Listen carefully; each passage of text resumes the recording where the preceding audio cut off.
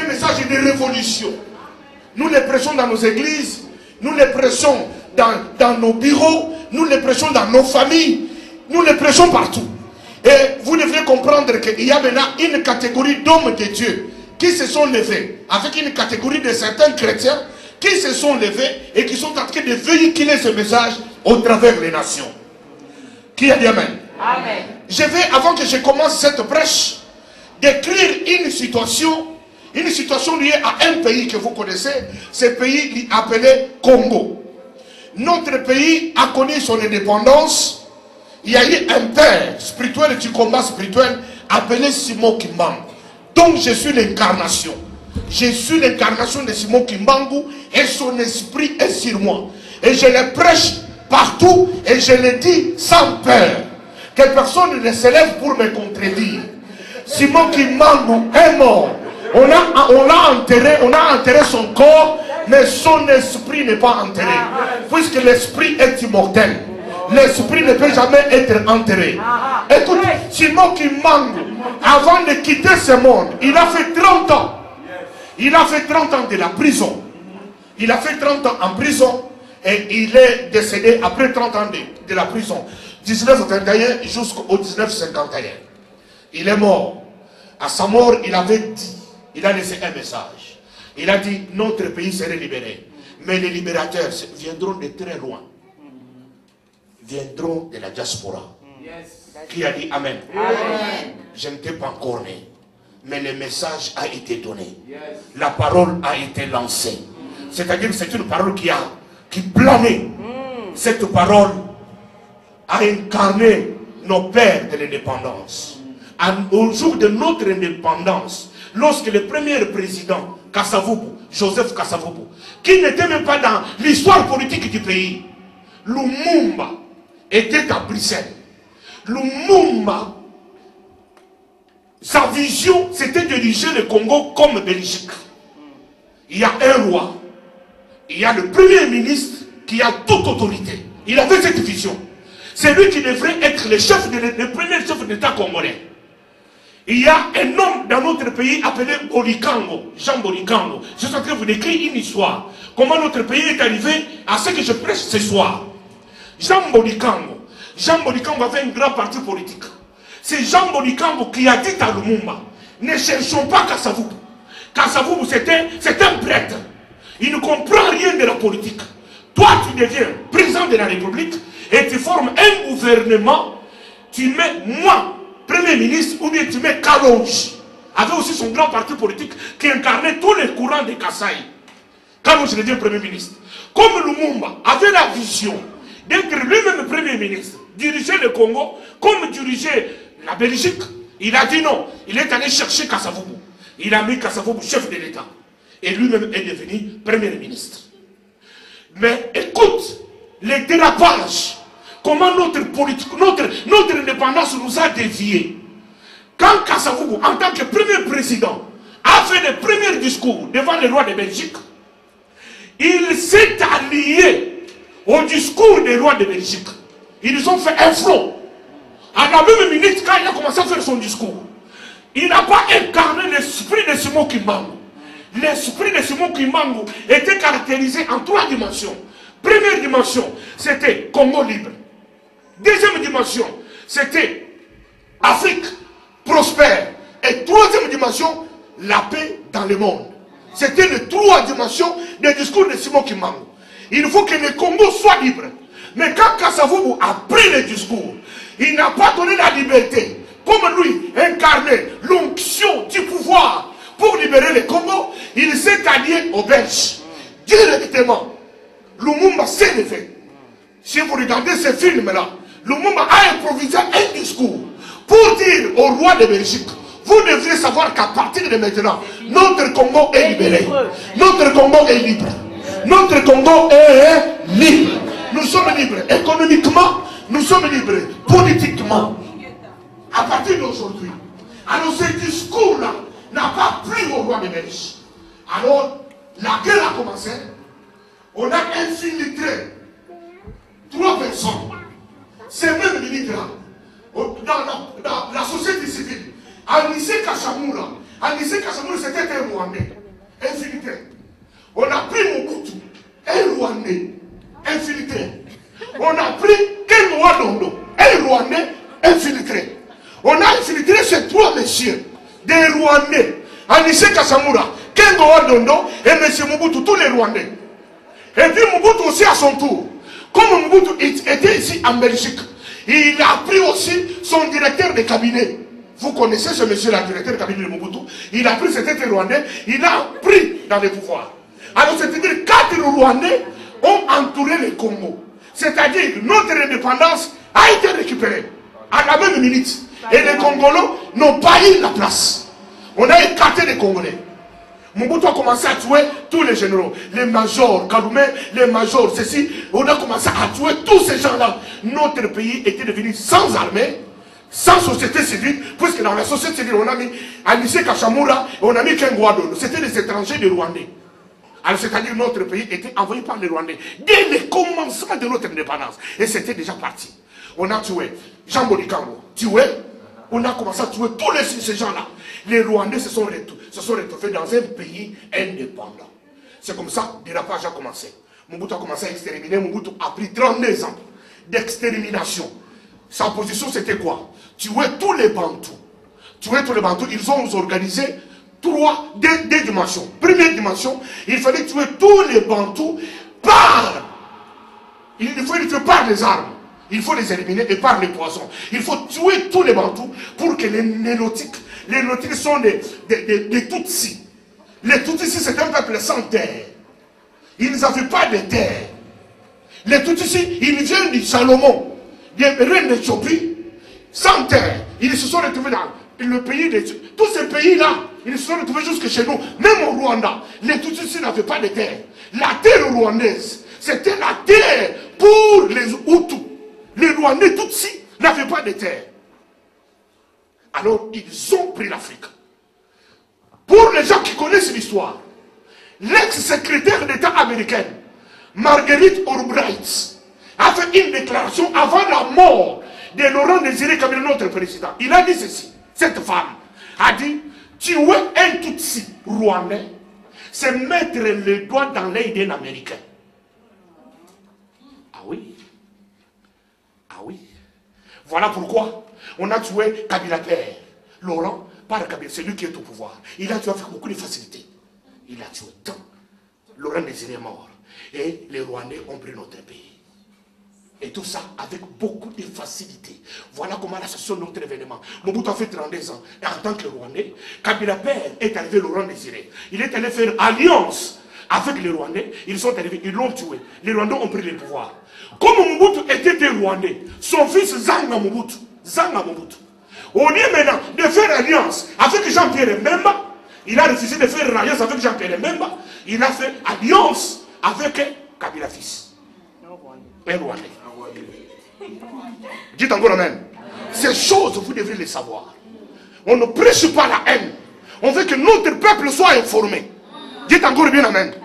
S'il y a des Rwandais parmi nous, c'est l'histoire de notre pays. Nous avons été à l'école, nous avons étudié. Nous connaissons toutes ces choses. C'est le temps où il faut les enseigner. Qui a dit amen? Dites encore bien amen. Voilà pourquoi nous devons faire de cette église. Nous devons faire de cette église centre de l'église révolutionnaire de Belgique. Et l'église ici, c'est à partir de cette église ici, ça va aller dans le monde. Puisque le pasteur de cette église, il est parmi les jeunes pasteurs qui ont commencé l'église dans cette ville. Il est dans le sud de cette ville. Personne ne peut jamais le contredire. Voilà pourquoi toute cette option est déversée ici. Et je m'adresse à toutes les personnes, hommes ou femmes, qui aimeraient un jour que notre Congo soit libéré, de vider leurs églises. Tu dois quitter dans une église où les pasteurs ne prêchent pas la libération du Congo. Quand tu es dans une église, ton pasteur ne parle pas de la libération du Congo. Quitte cette église-là.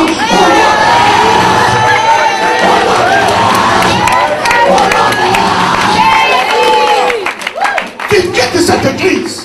Tu cesses à payer la dîme. Tu cesses à donner l'offrande. Tu cesses à faire ça. Et tu quittes cette église-là. Voilà comment Joseph Kabila, Kanambe, il a pris notre pays, il a commencé à tuer nos frères. Mes frères et sœurs, je vous dis dans peu de temps, beaucoup de gens vont mourir. C'est un plan d'extermination d'élite congolaise. C'est les gens intelligents. Kabila va se retrouver avec les Ngoï Koulouna, avec les Francis Colombo. Ce sont des gens qui vont l'entourer, des bourriques. Des bourriques. Ce sont eux qui vont rester. Mais toutes les têtes pensantes qui réfléchissent, Samba Kaputo, c'était un homme très intelligent, a été tué. Vous savez ce qui lui est arrivé? Quand au moment qu'on l'a coupé sa tête était coupée. Sa tête était coupée. Vous allez voir comme d'ici un mois, vous entendrez l'exécution sommaire. Les gens sont distraits. Quand nous parlons de ces choses, les gens nous prennent pour des fous. Mais c'est une trompette qui est en train de sonner, puisqu'il est arrivé où Dieu veut que son peuple soit informé. Amen. Les gens vont mourir. Quelqu'un qui tue par les poissons, il tue par les poissons, il tue par les armes. Lui-même, il prend une arme, il tue le peuple, puisque ce n'est pas son peuple, ce n'est pas son pays. Il n'a pas pitié de tout ça. Pour les Congolais, Kabila a échoué pour les Congolais. Mais non, mais pour les Occidentaux, ceux qui l'ont mis au pouvoir, Kabila a réussi. C'est ça pour laquelle on ne peut pas les lâcher. C'est un bon élève. Il a réussi. Mais pour nous les Congolais, Kabila a échoué. Il a détruit notre pays. Non, pour nous, il a échoué. Mais pour les autres, il a réussi. Mais je vais vous dire quelque chose. Il n'y a aucune armée du monde. Il n'y a aucune économie du monde, aucun lobby du monde peut imposer un président de la République. Un peuple affamé, un peuple en colère, il est plus qu'une bombe atomique. Qui a dit Amen? C'est la raison pour laquelle, lorsque Simon Kimbongo a parlé, il a parlé en prison. Il était en prison à Lubumbashi. Son onction a saisi Martin Luther King aux États-Unis. Il était sans armes. Il a parlé seulement. J'ai fait un rêve. Un jour, un noir mangera à la même table qu'un homme blanc. Nous avons vu Kwame Nkrumah au Ghana, sans armes. Il a parlé avec cette théologie de libération. Nous avons vu Sédar Senghor. Nous avons vu Nelson Mandela en Afrique du Sud. Nous avons vu tous ces gens, les leaders. Nous avons vu les Andira Nandi aux Indes. Tous ça, ces gens-là, ils nous ont libéré leur pays par la parole. Par la parole et par cette théologie. C'est comme ça que cette onction aussi a saisi un homme dans notre pays qu'on appelle Etienne Tshisekedi. Il a résisté à Mobutu. Mobutu était rwandais. 30 ans de résistance. Mobutu n'a pas pu le tuer. Il est en vie jusqu'aujourd'hui. Et on a volé son élection. Je vous dis la vérité. On ne va plus nous voler notre victoire. Non. Je te dis la vérité, notre victoire ne sera jamais volée. Je parle à quelqu'un qui est ce soir dans ce culte. Notre victoire ne sera jamais volée. Je m'adresse à quelqu'un cet après-midi. Si tu te lèves, tu dis Amen. Cette parole s'accomplit. Tu te lèves, tu dis Amen. Tu te lèves, tu dis Amen. Notre victoire ne serait pas jamais volée. Ça, je vous l'ai dit. Dites encore bien Amen. Dites encore bien Amen. C'est ça l'histoire en bref. Ce qui s'est passé dans notre pays et ce qui s'est passé. Voilà pourquoi l'esprit de Simon Kimbangu est sur moi. Je suis prêt à affronter n'importe qui sur n'importe quel terrain. Je suis en train de me préparer pour descendre au Congo. Vous me verrez dans peu de jours. À Kinshasa. En train de dire ce que je vous dis, je le dirai à Kinshasa. Je m'adresse à vous. Qu'en homme, quel que soit ton pouvoir, le pouvoir que tu as volé, tu n'es pas ni établi par Dieu, tu n'es ni établi par les hommes. Ce peuple ne t'a pas établi. Toi, tu as été établi par les diables. Tu es fils du diable. Tu es fils des démons. Tu n'as ni part ni héritage au Congo. Je te dis, moi, je vais me lever contre toi et je vais te bouter dehors. Je vais te bouter dehors. Je vais te bouter dehors. Au nom de Jésus. Qui a dit Amen. Amen. Ça, c'est un bref briefing. Des choses que vous devriez savoir. Vous devez dire aux enfants de vos enfants, ils doivent comprendre que notre pays, dans la Bible que je prêche, je vais vous faire une petite parenthèse avant que je revienne à mon message. Si vous allez lire dans le livre de Deutéronome chapitre 17, verset 14, verset 15, écoute ce que ce verset-là dit. Écoute, papa lit ce verset-là. Vous devriez savoir la position de Dieu par rapport à ce qui se passe dans les nations. Deutéronome chapitre 17, verset 15, dit quoi? Wow.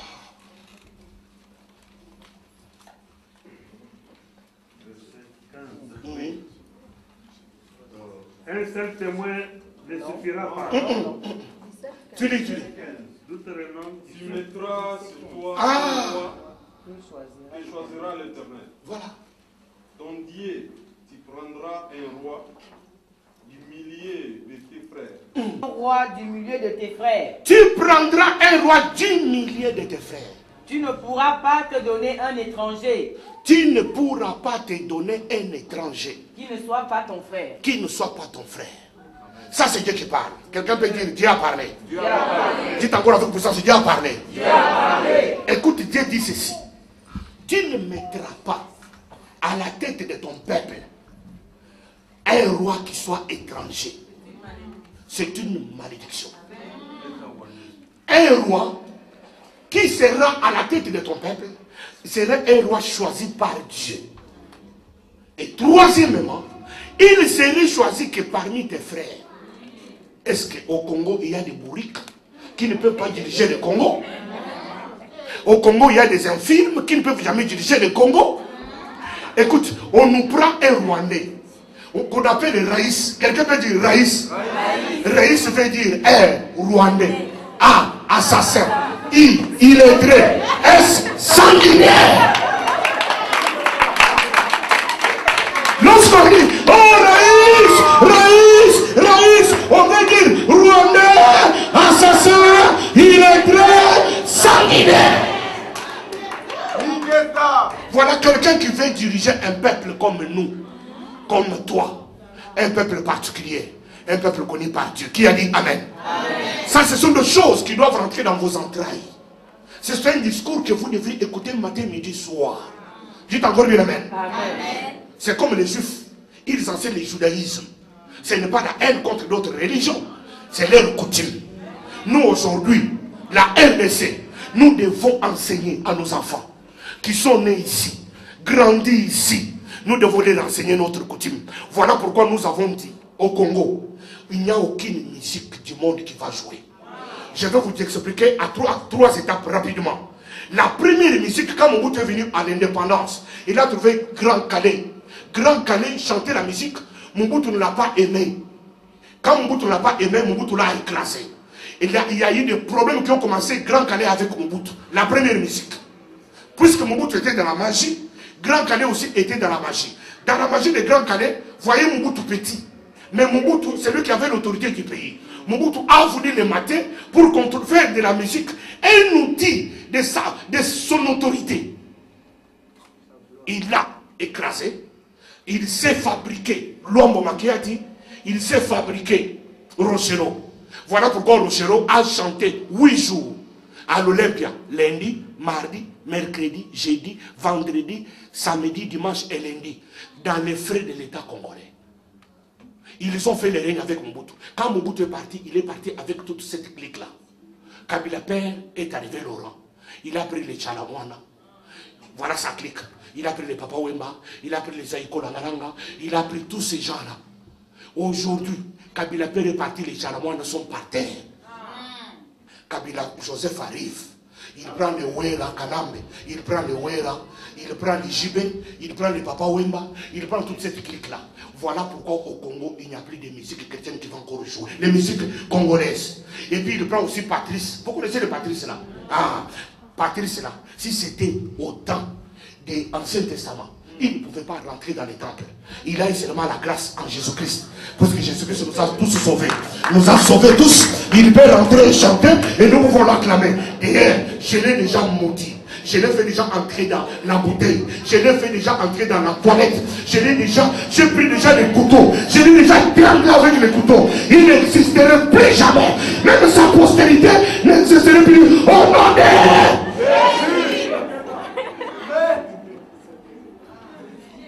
Quelqu'un peut me dire bon amen? Amen. Est-ce que quelqu'un peut dire bien amen? Amen. Écoute, je vous explique pourquoi Simon Kimbangu. Pour que j'introduise maintenant mon message. Simon Kimbangu était de Bas-Congo. Ce qu'on appelle le Bas-Zaïre. Bas-Congo, c'est là où le fleuve Congo rentre dans l'océan. On appelle l'embouchure du fleuve Congo, du fleuve Zaïre. Là, il est né de ce côté-là. Écoutez les mystères. Il est né au Bas-Congo, mais il est mort au Katanga. Je vais vous expliquer. Bas-Congo, comme là où le fleuve sort du pays. Katanga, là où il y a une source, là où il est de vie. Le fleuve Congo a traversé toutes les provinces du Congo. De Lubumbashi Katanga a traversé toutes les provinces jusqu'au Bas-Congo.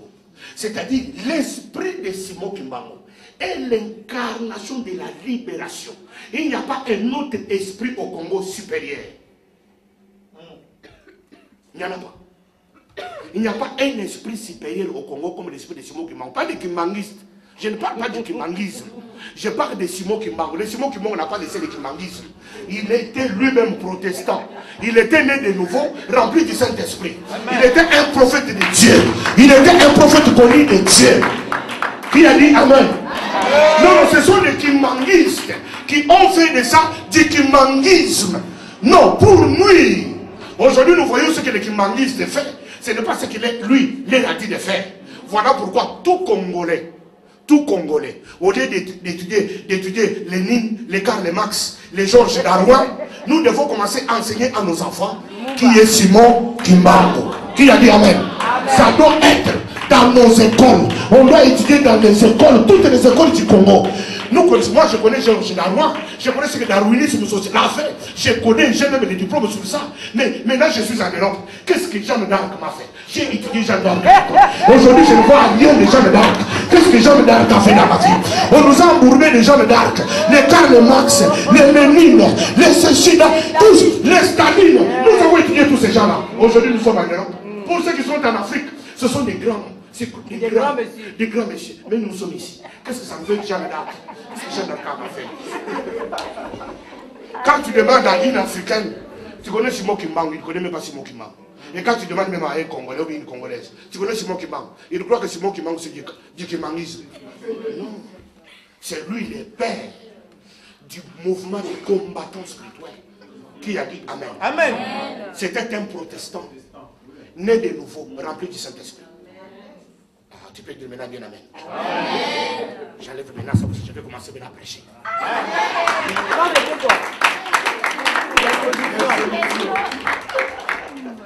Amen. Amen. Nous venons de lire dans Ésaïe chapitre 18, verset 2, et nous avons lu le verset 7. Écoute, j'ai intitulé mon message les messagers rapides. Nous traversons maintenant l'époque où nous devrions avoir dans nos églises, dans nos sociétés, des messagers, mais des messagers rapides. Des gens qui sont capables, qui ont la capacité, les habiletés de contaminer les autres rapidement. Si ce sont des femmes, de contaminer les autres femmes. Si ce sont des hommes, de contaminer les hommes. Nous avons besoin de messagers rapides. Des gens qui doivent être habiles, capables de faire les pieds, capables de faire les trains, capables de faire les vélos, capables de prendre le micro, commencer à chanter pendant des heures, lancer un message pour que le message soit écouté par le peuple. Nous avons besoin de messagers rapides. Quelqu'un peut dire messagers rapides? Écoute, dans ce que nous venons de lire, on dit que le message rapide, c'est un peuple. Ce peuple-là, c'est un peuple vigoureux. C'est un peuple puissant. C'est un peuple fort. Un messager rapide, c'est un peuple vigoureux. C'est un peuple fort. C'est un peuple puissant. Puissant, on l'appelle ambassadeur. Ça veut dire, il est messager, il représente une nation. Dans la version de Papa Innocent, on appelle ambassadeur. Quelqu'un peut dire ambassadeur? C'est un peuple messager, un peuple ambassadeur. Il a la capacité de représenter une nation, de représenter un peuple auprès d'autres peuples. Écoute, un Congolais qui était hier une opprobre, une honte. Quand tu te dis que tu es Congolais, c'est une honte. On sait qu'un Congolais, ça veut dire boire, danser et chercher des femmes. Mais aujourd'hui, un Congolais devient un modèle. Un combattant. Nous sommes à Paris. Tous les Africains, ils s'identifient aux Congolais. Il dit, si nous pouvons faire ce que les Congolais font, c'est-à-dire, autrefois, on faisait des choses qui n'étaient pas bonnes. Aujourd'hui, tout le monde veut nous copier. C'est-à-dire, nous sommes entrés dans une autre dimension, dans une autre illumination. Maintenant, nous sommes entrés maintenant d'affecter ce même peuple, pour que ce peuple-ci devienne un messager. Un messager, il porte un message. Quel message nous avons pour ce temps? C'est notre libération. C'est notre démocratie. C'est notre vote. On a volé notre structure. On a volé notre résultat. On nous a volé notre démocratie. Écoute, on tue notre peuple. On tue nos peuples. On a tué Chébéa. On a tué Arma Tungulu. On a les petits Cédric. C'était immolé. Écoute, on a brûlé les gens. Chez nous, on a tué les gens. Alors maintenant, nous avons besoin des messagers rapides qui soient capables de véhiculer rapidement ce message au travers d'autres nations, que notre nation est en danger, notre peuple est en danger. Écoute, prophétiquement, un Congo, c'est un pays connu de la Bible. Esaïe parle du Congo. Il dit ceci, c'est un pays entrecoupé de fleuves. Un pays entrecoupé de fleuves. Bibliquement, Congo est connu dans la Bible. Esaïe, c'est parmi les grands prophètes. Il a prophétisé sur le Congo. Il a dit c'est un pays qui a un peuple fort, un peuple grand, un peuple redoutable. Nous sommes dans un pays où il y a plus de 400 dialectes. C'est un pays puissant. Nous avons des pygmées chez nous. Nous avons des fils d'Anak, des géants.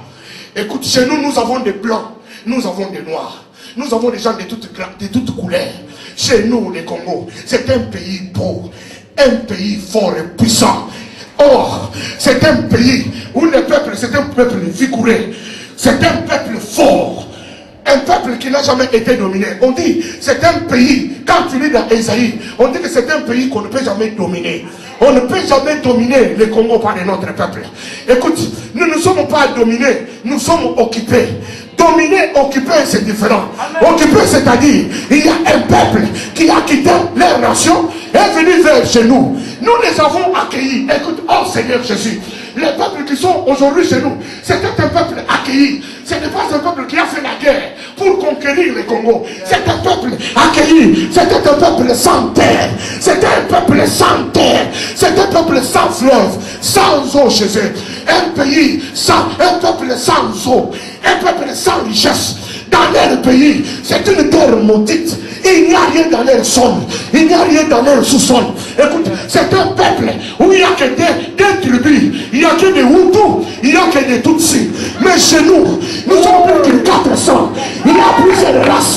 Il y a plusieurs peuples. Il y a plusieurs couleurs. Nous sommes de plusieurs couleurs. Chez nous, ah là là là là, chez nous, notre Congo, notre Congo, notre Congo. Chez nous, notre Congo, notre Congo, notre Congo. Écoute, je vous parle. Je dis, il y a une différence entre occupation et domination. Mais c'est le français. Je parle en français. Il y a domination et occupation. Notre pays est occupé. Notre pays n'est pas dominé. Nous les avons accueillis chez nous. Écoute, ils sont arrivés chez nous, pieds nus. Ils portaient les chaussures de pluie. Ils ne connaissaient pas les déodorants. Ils ne connaissaient pas du parfum. Écoute, ils tiraient la chasse des toilettes. Ils appelaient l'eau de la toilette là, source. Ils tirent la chasse. Ils boivent de l'eau. Ils appellent ça source. Un peuple sans culture. Un peuple dans leur terre. Il n'y a aucune richesse. Nous les avons accueillis par pitié. Nous les avons accueillis chez nous par pitié. Ils sont venus chez nous à pied. Quand ils ont quitté chez eux, ils ont traversé notre pays à pied. Je les ai vus, moi. Ils sont partis du Rwanda jusqu'en Angola à pied. Et regardez la dimension du Congo. Ils ont traversé Goma, Bukavu, Kindu, Kalemi. Ils ont traversé Équateur, pour Bandundu, pour Kinshasa. Kinshasa, ils ont traversé Congo jusqu'en Angola à pied. Ils ont fait plus de 4 à 6 mois de route à pied. Un peuple sans terre. Par pitié, par notre hospitalité, nous les avons accueillis chez nous. Notre générosité, nous les avons dit, restez chez nous. Notre pays est grand. Regardez nos forêts. Restez, mangez, vivez chez nous. Prenons nos sœurs, faites de nos sœurs vos femmes. Écoute, par après, ils ont cliqué, ils ont dominé notre pays. Non, ce n'est pas une domination, c'était une occupation. Nous les avons accueillis chez nous. Ils sont restés chez nous. Maintenant, le temps est arrivé. Le temps est arrivé. Je m'adresse à un Congolais. Je m'adresse à quelqu'un maintenant qui est dans cette salle. L'heure est arrivée maintenant. Est-ce que je m'adresse à quelqu'un qui est présent? Est-ce qu'il y a quelqu'un qui est présent dans cette salle? Est-ce qu'il y a un Congolais qui est dans cette salle? Est-ce qu'il y a un révolutionnaire qui est dans cette salle? Est-ce qu'il y a un révolutionnaire qui est dans cette salle? Est-ce qu'il y a un révolutionnaire qui est dans cette salle? Est-ce qu'il y a un révolutionnaire qui est dans cette salle? Est-ce qu'il y a un révolutionnaire qui est dans cette salle? Oh, Saint-Esprit de Dieu. Quand le temps de notre libération est arrivé, écoute la prophétie de Dieu. Écoute le mouvement mystique. Quand le temps de la libération est arrivé, pour bouter dehors nos occupants, Dieu a saisi un garçon. Dieu est venu ici, l'esprit de Dieu de Simon qui manque.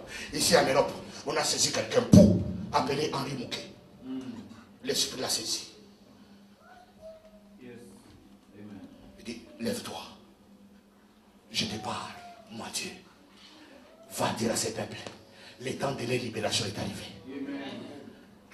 Il était seul, sans papier, sans maison, sans adresse.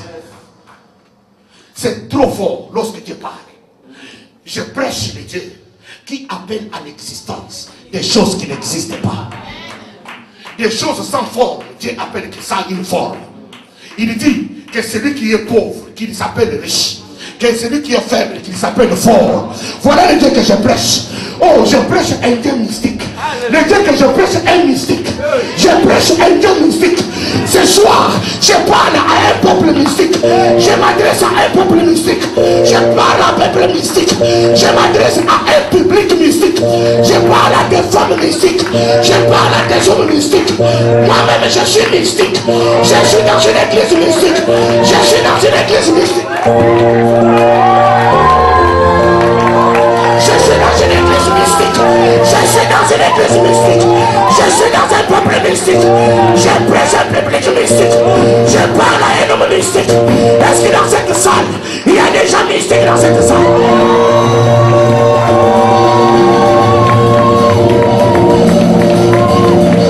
Écoute, l'État est mystique. Les peuples qui est assis est mystique. Les peuples qui acclament est mystique. Les peuples qui crient est mystique. Les peuples qui s'élèvent est mystique. Les peuples qui s'élèvent est mystique. Les peuples qui bougent est mystique. Les peuples qui parlent est mystique. Les peuples qui crient est mystique. Les peuples qui annoncent est public. Les peuples qui parlent est mystique. Écoute, nous traversons l'époque mystique. L'époque des messagers rapides. C'est une époque mystique du Congo.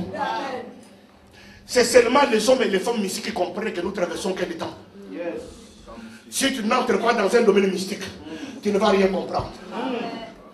Papa, viens. Regarde ce monsieur. Aujourd'hui, il a le ventre.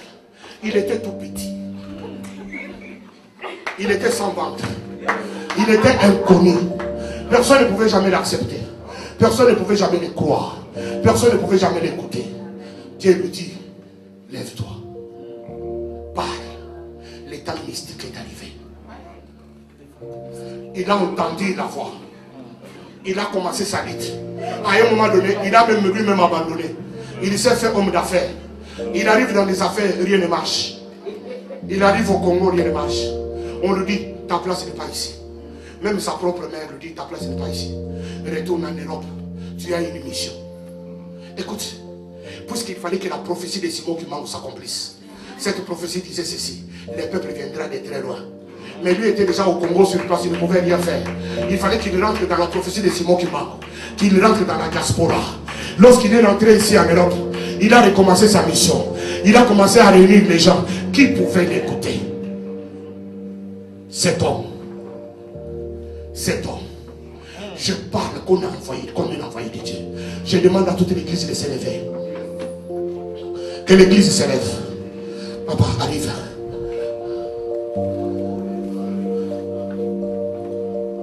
Oh. Écoute. Bishop, viens. Je demande aux hommes, est-ce que tu peux pointer dans cette salle les gens que tu aimes, qui sont venus pour toi dans cette salle, avec qui tu veux que nous prions pour eux maintenant, puisque nous voulons affecter la vie des personnes. Je préfère que toi tu le pointes du doigt. Je demande à Papa Caro, passe devant. Papa Caro, toi passe ici. James, viens ici. Oh non, Jésus. Agenouille-toi là-bas, James.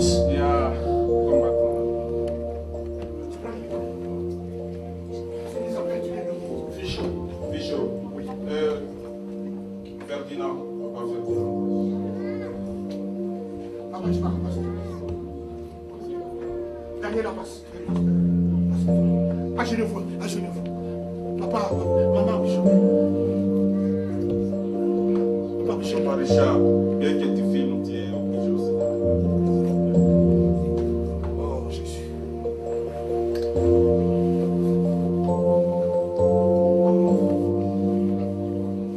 Je préfère que tu parles une minute, que tu dises un mot sur ces gens. Ces gens, ils sont sortis de tes entrailles. Tu les as engendrés. Tu as une parole mystique et prophétique sur leur vie. Parle une minute. Dis quelque chose avant que nous, l'église, que nous prions pour elle. Bon, je voulais avant tout qu'on lise Deutéronome 1 à partir du verset 27 jusqu'à 31, je pense, qu'on lise. Deutéronome 1. Oui, à partir du verset 27. Verset 27. Voici ce que dit la parole de Dieu. Vous murmurâtes dans vos tentes et vous dites, c'est parce que l'Éternel nous hait, qu'il nous a fait sortir du pays d'Égypte, afin de nous livrer entre les mains des Amoréens et de nous détruire. Où monterions-nous? Nos frères nous ont fait perdre courage en disant, c'est un peuple plus grand et de plus haute taille que nous. Ce sont des villes grandes et fortifiées jusqu'au ciel. Nous y avons même vu des enfants d'Anak. Je vous dis, ne vous épouvantez pas et n'ayez pas peur d'eux. L'Éternel votre Dieu, qui marche devant vous, combattra lui-même pour vous, selon tout ce qu'il a fait pour vous sous vos yeux en Égypte, puis au désert, où tu as vu que l'Éternel ton Dieu t'a porté comme un homme porte son fils, pendant toute la route que vous avez faite jusqu'à votre arrivée en ce lieu. Amen. Yes. Donc par là, Dieu m'a donné ce message tout à l'heure quand Bishop était en train de prêcher. Donc j'ai compris une chose, Dieu me montra par là que les Congo, c'est votre pays, mais à ce moment les Congo ne vous appartient pas. Vous devrez entrer, comme il a dit, par les mystiques et récupérer les Congo. Mais on nous dit, les Congo est possédé par les peuples géants. Des géants qui sont pour le moment dans notre pays, qui occupent les Congo. On doit les combattre. Mais pour les combattre, on doit mettre Dieu en avant. Et c'est lui qui va combattre pour nous. Et nous allons suivre. Je sais que beaucoup de Congolais disent même que c'est à cause de nos richesses, comme la parole de Dieu. Est-ce que l'Éternel nous a fait sortir pour nous faire souffrir? Beaucoup de Congolais disent, aujourd'hui nous souffrons à cause de nos coltans, nos diamants, nos histoires. C'est parce qu'on n'a pas encore ces pays, on ne possède pas les Congos spirituellement. C'est pour cela, à travers cette prière, je sais, aujourd'hui Dieu m'a beaucoup parlé. Et je sais que les choses qui vont se faire, comme les pasteurs, dans le monde mystique, nous aurons vraiment la victoire pour que physiquement, que nous puissions posséder les Congos.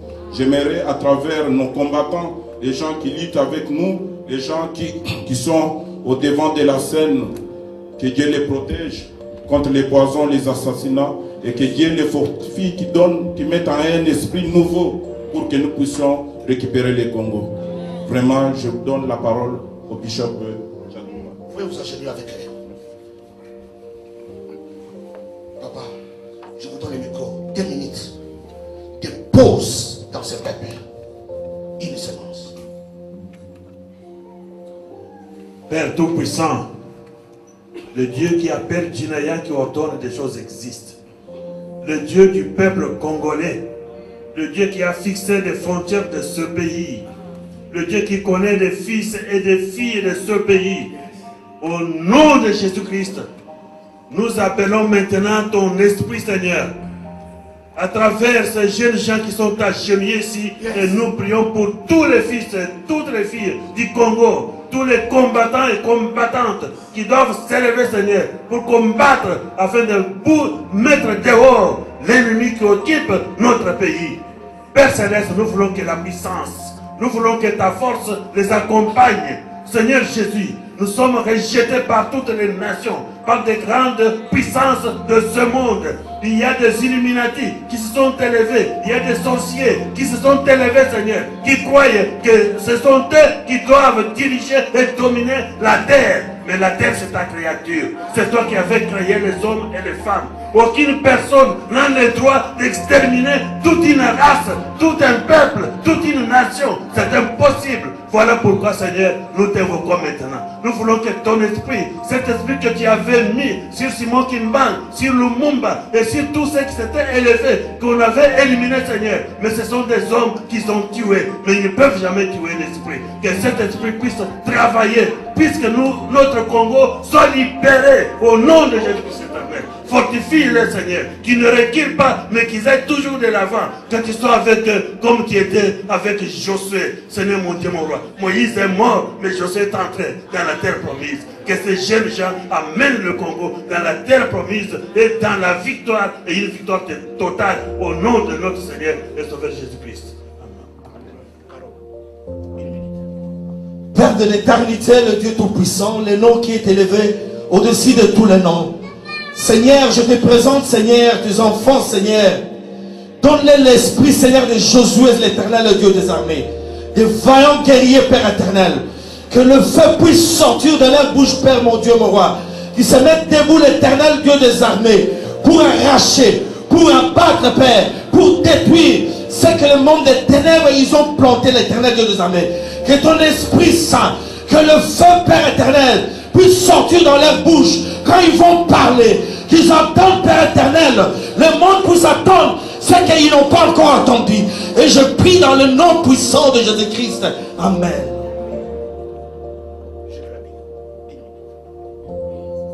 Le grand Dieu, Père de notre Seigneur Jésus-Christ, je recommande ton peuple. Que l'onction qui avait David, Père de gloire, que l'onction qui a eu Seigneur Josué, grand Dieu, que l'onction qui a passé Seigneur au Dieu Tout-Puissant dans les entrailles de Moïse, que cela, Père de gloire, demeure dans ton peuple. Que cette mission éternelle, Dieu Tout-Puissant, pour libérer Seigneur au Dieu l'Égypte, puisse capturer tout un chacun, Seigneur au Dieu Tout-Puissant de ton peuple et ceux qui sont ici par devant nous, Seigneur Dieu. Et qu'ils soient tous remplis, éternel le Dieu des armées, par l'onction de Dieu. L'onction de la libération. Dans le nom puissant de notre Seigneur Jésus, j'en sais prier.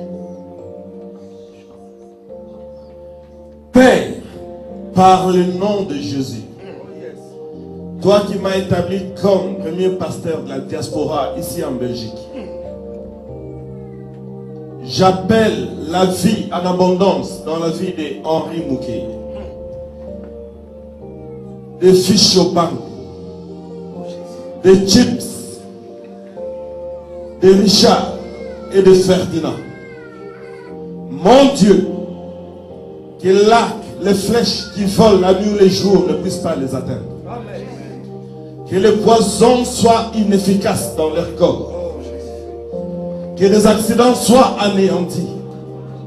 Et que la vision pour laquelle il les a appelés, Seigneur, ils puissent y arriver et voir cette vision s'accomplir par le nom de Jésus. Éternel, Tu ne regardes pas une grande assemblée, mais tu regardes une poignée de mains de gens qui ont compris, qui ont saisi la révélation et qui veulent marcher. Marche avec le Seigneur. Couvre le Seigneur dans tes ombres. Par le nom de Jésus. Nous te disons merci. En ma qualité du représentant légal du conseil pastoral de la diaspora congolaise, en ma qualité de bishop, ce peuple dont à leur tête Henri Mouké devient un peuple puissant, redoutable. Il devient un peuple immortel, intouchable. Ils sont mis à part pour l'onction de la libération. Père, ni la mort, ni les séjours des morts, ni les poisons, ni les flèches du diable, et ni les stratégies des Kanambe ne pourra rien contre eux. Père, ils sont protégés par toi. Ils sont gardés par toi. Puisqu'aujourd'hui, l'Église les accueille. Et je m'en vais dire à l'Église corps de Christ de les accueillir en qualité des autorités reconnues par les conseils de la pastorale de la diaspora congolaise ici en Europe. Ils sont gardés et protégés par l'amour de Dieu le Père, par la grâce de notre Seigneur Jésus-Christ et par l'onction du Saint-Esprit qui repose sur eux, sur leurs enfants et sur leur mission. Jusqu'à la victoire finale, Seigneur, tu seras avec eux. Puisque toi, tu n'es pas un architecte des œuvres inachevées. L'œuvre que tu commences, tu achèves. Dans le nom puissant de Jésus, nous avons ainsi prié. Amen.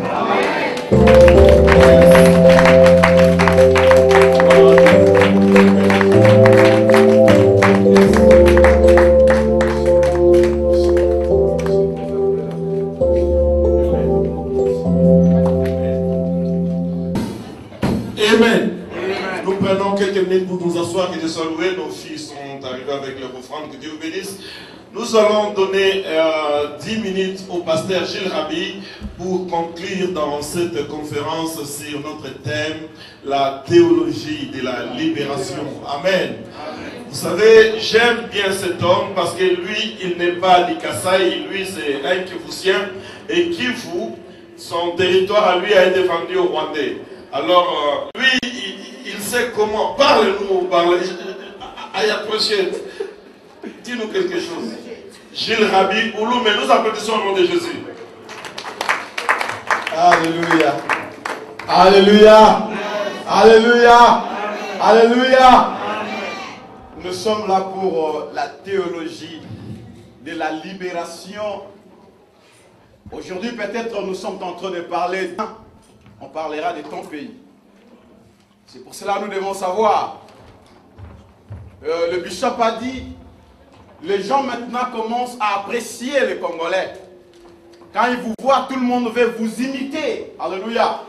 Tout le monde veut être comme vous. Alléluia. Donc cela veut dire, nous avons cette capacité de commencer des choses. Et que les autres puissent nous suivre par après. Alléluia. Donc si nous parlons aujourd'hui qu'il y a 8 millions de morts dans notre pays, sache que demain peut-être on parlera aussi de votre pays. Des morts qui vont se passer dans votre pays. Alléluia.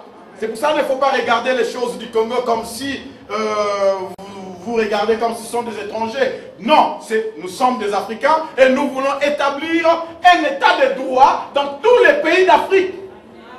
Dans tous les pays d'Afrique. Alléluia.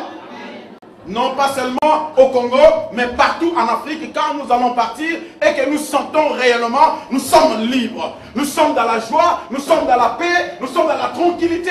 Car si, par exemple, quand j'ai fait le voyage pour le Togo, j'ai regardé le Togo, je me dis, mais ces gens, ils ont foutu absolument rien. Pourquoi vous voulez vous maintenir dans le pouvoir? Alléluia. Oh, l'église est au milieu du village, donc l'église n'a pas droit de parler de la politique. Oui, l'église est au milieu du village parce que l'église veut vous montrer le chemin. L'église veut vous montrer là où vous devez partir. L'église veut vous enseigner que ce que vous êtes en train de faire n'est pas normal. Alléluia. Alléluia. Nous sommes dans le moment, nous ne voulons pas seulement parler de la bénédiction parce qu'on en a déjà parlé. Les peuples seront sauvés, on en a déjà parlé. Et nous savons que le peuple, nous avons amené ces peuples vers le royaume. Nous avons montré à ces peuples comment aller dans le ciel, comment obéir Dieu. Mais nous devons aussi montrer à notre peuple, le peuple africain, comment entrer dans l'offensivité.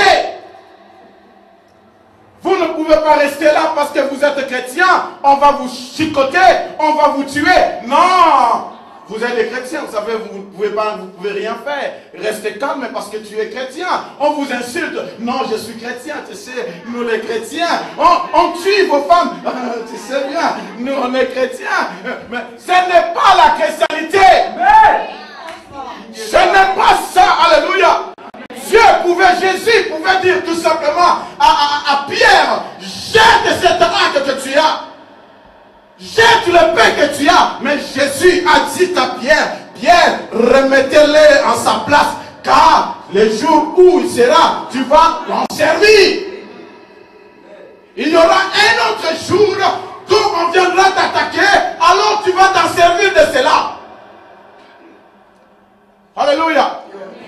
Mais non, nous sommes des chrétiens, vous savez, nous les chrétiens, on peut prendre notre pays, mais on est chrétiens, on ira dans le ciel. Non, jamais. La Bible me dit ceci, dans le livre de Exode chapitre 3, c'est seulement ça que je vais vous lire. Il y a quelque chose de spécial, d'extraordinaire. La Bible dit, dans le verset 3, chapitre 3, pardon. La Bible dit dans le verset 2, l'ange de l'Éternel lui apparut dans une flamme de feu. Au milieu d'un buisson, Moïse regardait et voici, les buissons étaient tous en feu et les buissons ne se consumaient pas. Le verset 4, la Bible dit, l'Éternel vit qu'il s'est détourné pour voir et Dieu appela du milieu du buisson et dit, Moïse, Moïse. Et il répondit, mais voici, Dieu lui dit, n'approche pas d'ici. Verset 6. Et il ajouta, je suis le Dieu de ton père, le Dieu d'Abraham, le Dieu d'Isaac et le Dieu de Jacob. Moïse cacha le visage car il craignait de regarder Dieu. Le verset 7. L'Éternel Dieu dit, j'ai vu la souffrance de mon peuple qui est en Égypte et j'ai entendu les cris que lui font pousser ses oppresseurs car je connais ses douleurs. Et alors, voici Dieu. Je voulais dire quoi par là? Dieu a vu la souffrance de son peuple. Dieu a vu le misère de son peuple. Dieu a vu comment on traitait son peuple en Égypte. Dieu l'a vu. Ce n'était pas spirituel. N'est-ce pas? Ce n'était pas spirituel. Dieu a vu cela et Dieu s'est décidé de descendre. Mais comment Dieu pouvait descendre? Dieu est descendu par Moïse. Il parla à Moïse, j'ai entendu, j'ai vu, alors moi l'Éternel est ton Dieu, je suis descendu. Ce n'était pas spirituel, c'était physique. Parce que la Bible dit, le buisson s'est consumé et Moïse, il voulant se retourner pour voir le buisson qui s'est consumé. Il a vu ça dans ses propres yeux, ce n'était pas spirituel. Et quand Dieu a dit à Moïse, maintenant je t'envoie, va maintenant, libère mon peuple, ce n'était pas spirituel, c'était physique. Et nous aujourd'hui chrétiens, nous enfants de Dieu, nous africains, nous voulons spiritualiser toutes choses. Des choses qui ne sont pas spirituelles, mais nous voulons les spiritualiser. Nous sommes devenus plus spirituels que Dieu. Au lieu d'agir, on ne veut pas agir parce qu'on dit Dieu va faire. Au lieu d'aller faire quelque chose que